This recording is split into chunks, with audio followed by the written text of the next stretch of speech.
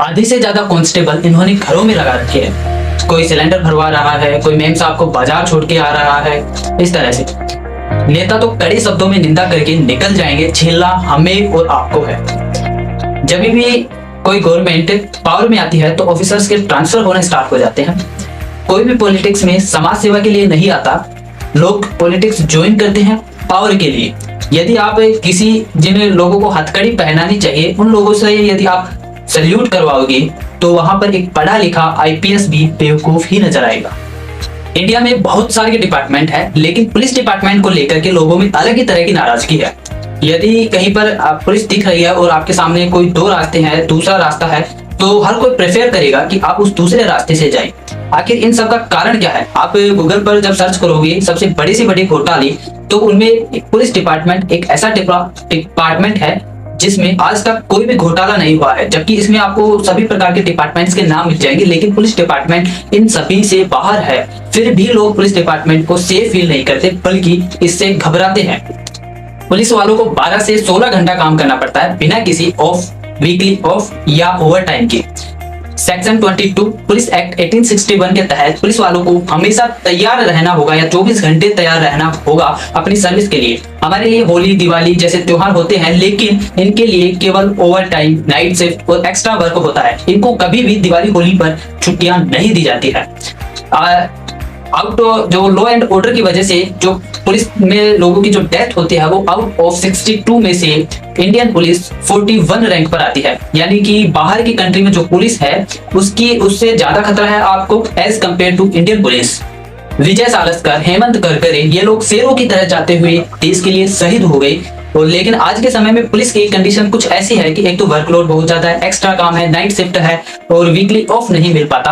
और लास्ट में आकर के 16-16 घंटे जिसके लिए काम करते हैं, अंत में उन्हीं से गाली मिलती है। अगर आप अपने आसपास किसी भी पुलिस वालों से बात करोगे तो कोई भी पुलिस वाला ये नहीं चाहता कि उसका बच्चा कभी पुलिस में आए, पुलिस फोर्स ज्वाइन करे। अब सब जितने भी लोग हैं सभी का पुलिस के साथ अलग अलग एक्सपीरियंस रहा है, अलग अलग बर्ताव रहा है। कुछ लोग बोलते हैं कि पुलिस घूस लेती है, रिपोर्ट नहीं लिखती, दादागिरी करती है। तो इस तरह से सबके अलग अलग पुलिस के साथ एक्सपीरियंस रहे हैं। लेकिन इसके पीछे रीजन क्या है, इसको समझने के लिए हमें थोड़ा पीछे जाना होगा। जब 1857 में 1857 की क्रांति में जब भारतीयों ने अंग्रेजों का विद्रोह किया, तो इस विद्रोह को दबाने के लिए अंग्रेजों ने ये सोचा कि ये जो विद्रोह हुआ है ये दोबारा रिपीट ना हो। इसके लिए अंग्रेज 1861 में एक पुलिस एक्ट लेकर आए जिसका काम लोगों की मदद करना न होकर के लोगों को दबाना था। और वही पुलिस अगर ऑफिशियली जो पुलिस सिस्टम था अगर यह अच्छा होता तो वे लोग इसको अपने देश में भी इम्प्लीमेंट करते, लेकिन ऐसा नहीं किया उन्होंने। तो इसे आप समझ सकते हो। और तब से लेकर के अब तक ये घिसा पीटा पुलिस सिस्टम आज तक चलता आ रहा है और पता नहीं कब तक चलेगा। क्योंकि ये जो सिस्टम है ये हमारे नेताओं को बहुत ही ज्यादा सूट करता है। क्योंकि जिस तरह अंग्रेज थे जो लोगों को दबाते थे, उसी तरह ये नेता जो लोग हैं ये लोगों को अपने कंट्रोल में रखना चाहते हैं। इसलिए ये पुलिस सिस्टम में बदलाव नहीं करना चाहते। जब भी कोई करप्ट गवर्नमेंट पावर में आती है, मैं सिर्फ करप्ट गवर्नमेंट की बात कर रहा हूँ, जब भी कोई करप्ट गवर्नमेंट पावर में आती है तो उसके दो ही मोटिव होते हैं। पहला तो कि जो सिचुएशन है उसको कंट्रोल करना, दूसरा है कि उसका जो अगला इलेक्शन है उसे सिक्योर करना। सिक्योर करना मतलब कि फाइनेंशियली स्ट्रॉन्ग करना। ये लोग जो नेता लोग थे ये तो जुडिशियल सिस्टम को भी अपने कंट्रोल में लेना चाहते थे, लेकिन जुडिशियल सिस्टम एक इंडिपेंडेंट सिस्टम अर्थात वो अपने आप में स्वतंत्र है, जिस कारण ये उसे अपने कंट्रोल में नहीं ले सकते थे। लेकिन उसमें क्या था कि जुडिशियल सिस्टम में इन नेताओं के हाथ में ये नहीं था कि ये किसी भी जज के प्रमोशन या फिर उसके ट्रांसफर, ये सभी का अधिकार इनको नहीं था। लेकिन जो पुलिस सिस्टम है इनमें जो नेता लोग हैं इनके हाथों में सभी पुलिस वालों के ट्रांसफर भी है, उनके प्रमोशन भी है और किसको कहां पर ड्यूटी दी जाएगी ये भी इन्हीं के हाथ में है। और यहीं से सबकी जड़ स्टार्ट हो जाती है। इसे आप कुछ इस प्रकार से समझिए कि यदि कोई नेता किसी ऑफिसर को नीम के पेड़ को केले का पेड़ बोल रहा है तो आपको ये तो बोलना है कि वो केले का पेड़ है, आपको ये भी बोलना है कि आज्ञा हो तो मैं उस केले के पेड़ से आपको केले ला करके दूं।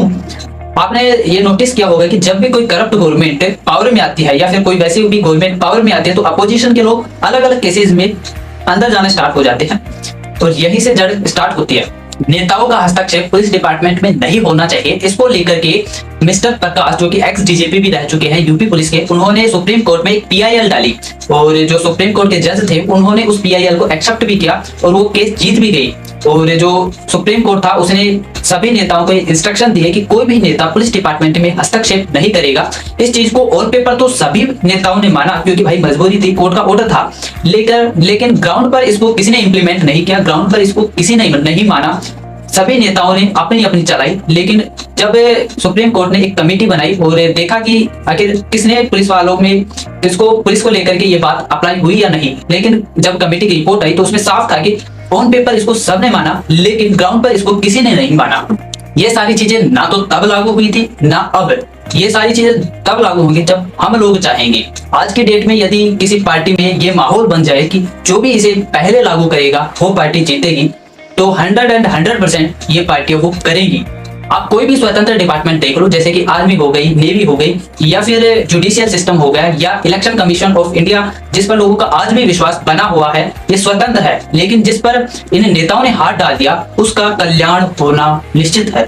पुलिस स्टेशन को या फिर पुलिस स्टेशन को जो गवर्नमेंट से खर्चा मिलता है वो बहुत ही कम मिलता है। जैसे कि आप यूं समझिए कि जो पुलिस स्टेशन को खर्चा मिला उसमें से आपको जो बॉडी मिली है उसका मेंटेनेंस भी करना है, जितनी भी तो उसकी रिपोर्ट है सभी उसी खर्चे में होंगी। दूसरा, आपको इन्वेस्टिगेशन करना है तो इन्वेस्टिगेशन में जो खर्चा आएगा वो भी आपको उसी में से करना है। पुलिस स्टेशन का मेंटेनेंस सारी चीजें आपको उसी में से करनी है। वो खर्चा बहुत ही कम पड़ता है, कोई भी पुलिस स्टेशन पूरा नहीं कर पाता है, उसे अफोर्ड नहीं करता है।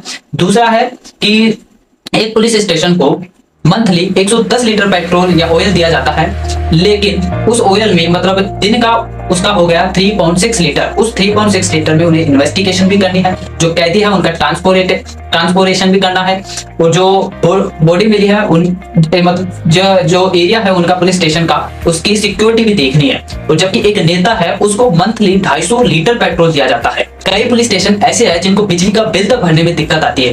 अभी रिसेंटली नोएडा में 2 पुलिस स्टेशन ऐसे थे जिनको बिजली का बिल भरने में दिक्कत आ रही थी, बिजली का बिल नहीं भरा गया तो बिजली विभाग ने उन पुलिस स्टेशन की बिजली काट दी।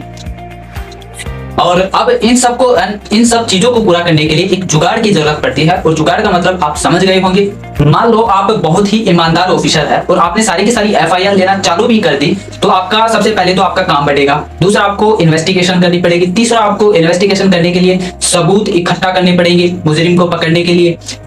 इससे क्या है कि आपका काम बढ़ेगा और आपकी जो परफॉर्मेंस है वो घटेगी, और आपकी जो परफॉर्मेंस घटेगी तो आपको बाद में प्रमोशन के लिए भी दिक्कत आने लगती है उनको। नंबर दूसरे पर आते हैं कि उसमें जो आपका पुलिस स्टेशन है वो भी बदनाम होगा, क्योंकि जितनी ज्यादा एफआईआर होगी उस क्षेत्र में उस एरिया में उतना ही ज्यादा क्राइम रेट माना जाता है, इसलिए वहां का पुलिस स्टेशन भी बदनाम होता है इसमें। इसलिए बहुत ही कम केसेस में जो पुलिस वाले होते हैं वो ऐसा करते हैं कि सबके सभी एफआईआर ली, क्योंकि एफआईआर जो जमा करने का तरीका होता है उसे वे फॉलो करते हैं। 144 लोग 1 लाख लोगों की सिक्योरिटी देख रहे हैं, वही 56,944 पुलिसकर्मी 20,828 वीआईपी नेताओं की सिक्योरिटी देख रहे हैं। अब इसका सॉल्यूशन क्या है, इसका उपाय क्या है? तो देखिए, पुलिस अपना काम अच्छी तरह से जानती है, वे अपने काम के लिए ट्रेंड और काबिल होते हैं। अब कोई अनपढ़ गुआर आदमी इनके काम में दखल अंदाजी करेगा तो वहां दिक्कत ही आएगी।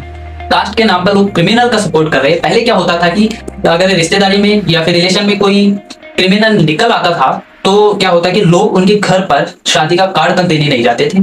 शादी का कार्ड तो बहुत दूर की बात है, वहां पर पानी पीने तक नहीं जाते थे। लेकिन आजकल क्या हो गया है कि ये रोल मॉडल हो गई है। लास्ट में बस मैं यही कहूंगा कि मालीमत कमेटी, कदम भैया कमेटी, रैसिया कमेटी, इन्होंने बहुत अच्छे रिकमेंडेशन दी पुलिस सिस्टम को लेकर के, लेकिन किसी भी गवर्नमेंट ने इनकी रिकमेंडेशन को नहीं माना। ये ना तो तब लागू हुई थी ना आज लागू हुई है।